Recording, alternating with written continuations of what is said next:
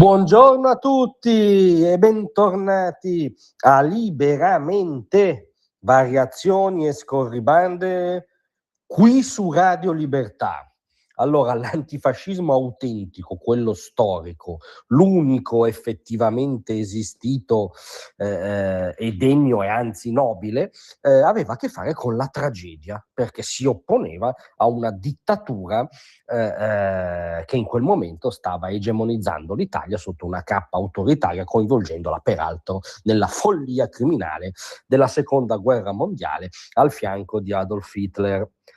Poi l'antifascismo dei nostri giorni invece riguarda il registro opposto, ovviamente, riguarda il registro del comico, perché è l'antifascismo in assenza di fascismo, quindi un antifascismo simulato, imitato, continuamente rievocato, a rischio zero ovviamente, dal proprio salotto, dalla propria tastiera, negli editoriali dei giornaloni, non in montagna coi fucili, voglio dire.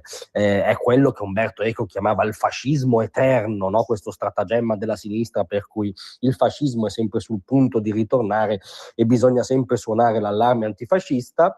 Poi arriva la vetta del comico, che viene sfondata, addirittura è stata sfondata in questi giorni da parte del PD nostrano, e questo sfondamento avviene nella Toscana di Gianni, per la precisione a Pisa, dove, attenzione, perché sui muri della scuola primaria Collodi di Portaluca a Pisa sono apparse delle scritte che potevano sembrare sì fasci. Poi di fianco all'ultima I c'era un segno che chiaramente era una A mal riuscita, era sì fascia in realtà la scritta, ma ovviamente l'occhio antifascista, sempre vigile dalla propria tastiera sulla spiaggia con di fianco il proprio spritz, ha visto subito sì fasci ed è scattato l'allarme per questa scritta apparsa appunto sulla scuola pisana. Scatenatissimo Antonio Mazzeo,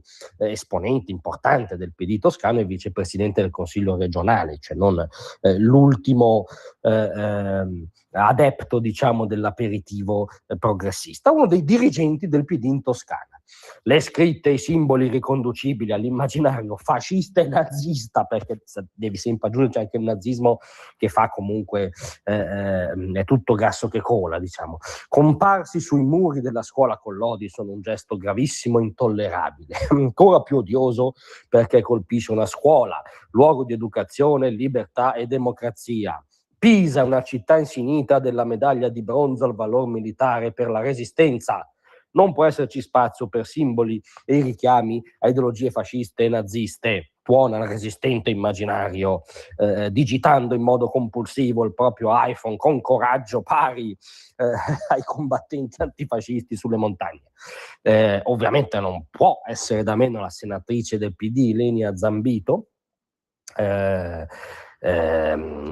la quale ha detto: fa impressione che siano apparse oggi, giorno in cui ricorre il ritrovamento del corpo di Giacomo Matteotti, queste scritte. Ci hanno tirato in ballo anche il povero Matteotti, l'eroe con la E maiuscola dell'antifascismo, quello che aveva già capito tutto in diretta mentre avveniva, che si è opposto alla tragedia mentre la tragedia stava divorando il paese, non che cazzeggiava a Ferragosto, e l'hanno tirato in mezzo anche lui. E poi ovviamente sono passate poche ore anche dalle celebrazioni del terribile eccidio di Sant'Anna di Stazzema. Benissimo, passa qualche ora e ci si rende conto che quelle scritte non sono di qualche nostalgico bieco in camicia nera, ma sono le scritte lasciate dagli operai che stavano lavorando in quell'edificio e su quel muro per costruire un cappotto termico prima della riapertura delle scuole. Era un sì fascia con una freccia, appunto, che indicava agli operai il punto dove evidentemente andava collocata una fascia. Ora, io vorrei dirvi che sto esagerando e mi sono inventato questa storia per un colpo di calore accusato. No, è accaduto davvero. Hanno tirato in ballo Matteotti per un cappotto termico. E non contento, il Mazzeo ha detto: ho commesso un errore, può capitare.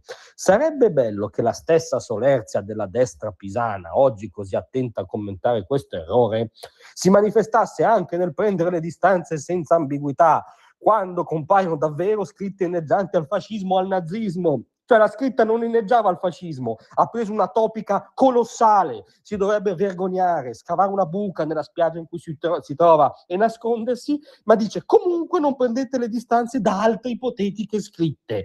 Capite che l'antifascismo attuale, quello in assenza di fascismo, quello comico, è un'allucinazione collettiva ormai, è quello sì un colpo di calore collettivo, per cui sono arrivati sì a scambiare una scritta di operai che dovevano lavorare per una peana al regime. Consigliamo diciamo di uscire dall'ambito della politica e consultare qualche specialista. Grazie a tutti, a presto. Tra un manifesto e lo specchio